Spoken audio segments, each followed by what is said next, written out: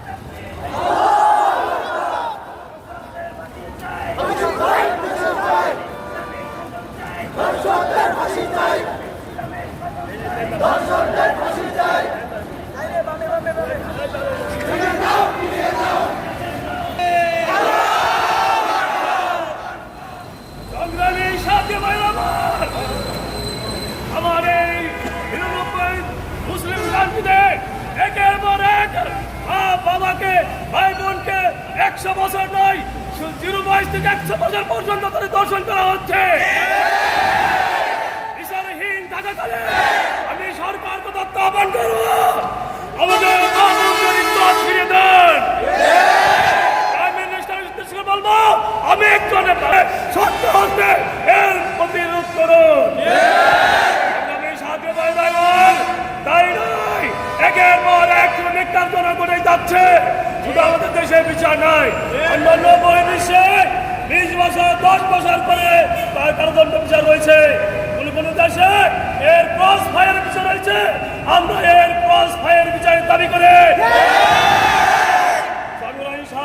আমার এরপর যদি একই করতে থাকে, যদি সরকার এখানে কোন কর্ণপাত না করে, তাহলে আমরা জনগণ এর জবাব দিতে বাধ্য হবে ইনশাআল্লাহ। ভারাক্রান্ত যে হৃদয় নিয়ে আপনাদের সামনে উপস্থিত হয়েছি, সেই কারণটা হচ্ছে আজকে দেশের এক প্রান্ত থেকে অপর প্রান্ত পর্যন্ত সর্ব জায়গায় একের পর একদিনের পর আরেকদিন দর্শনের শিকার হচ্ছে আমার মা ও বোনেরা। আমরা দেখছি সেই দর্শনটা স্বয়ং প্রশাসন তারা নিজেরাও দেখছে, তারা নিজেরাও দেখছে, কিন্তু এর বিচার কেন করা হচ্ছে না? যাদের বাংলাদেশ খেলাফত যুব মজলিস আজকে যেই মিছিল নিয়ে মাঠে অবতীর্ণ হয়েছে, আমাদের এই বিক্ষোভ মিছিলের কর্মসূচি যেন তাদের কাছে পৌঁছে দেওয়া হয়। শান্তি লগ্নে স্বাধীন সার্বভৌমত্ব দেশে আজকে আমাদের স্বাধীনতা নেই, আজকে মা বোনদের স্বাধীনতা নেই, আজকে জনগণের স্বাধীনতা নেই। আজকে রিক্সাওয়ালা ঠেলাওয়ালা কুলি মজদুর রাজপথে নামলে পরে তাদের গাড়িগুলি ভেঙে দেওয়া হয়। অথচ যারা ভিআইপি তারা রুটে তারা দেখা যায় যে রং সাইডে চলতেছে, তাদের ব্যাপারে পুলিশ থেকে শুরু করে নিয়ে কেউ কোনো ধরনের অ্যাকশন নেয় না। আজকে গরিবের উপরে, শ্রমিকের উপরে আজকে যত ধরনের নির্যাতন, বিরোধী দলের উপরে যত ধরনের নির্যাতন, বিরোধী মতের উপরে, আমরা এমন দেশ চাই না যেই দেশের হানাদার বাহিনী ওই 1971 সালে মা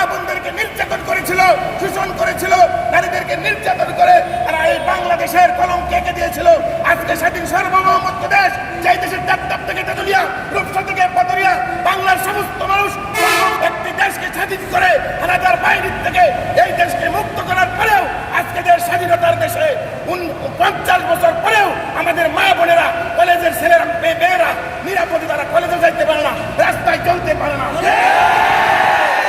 কলেজ ভার্সিটিতে চিনার সেঞ্চুরি করা হয়, যেই দেশে কলেজ ভার্সিটিতে মা বোনদের ইজ্জত হরণ করা হয়, এমন দেশের এমন আমরা এরকম ভার্সিটি, এরকম কলেজ, এরকম শিক্ষাঙ্গন আমরা চাই না। এই সমাজ মানতে হবে, নতুন সমাজ আনতে হবে।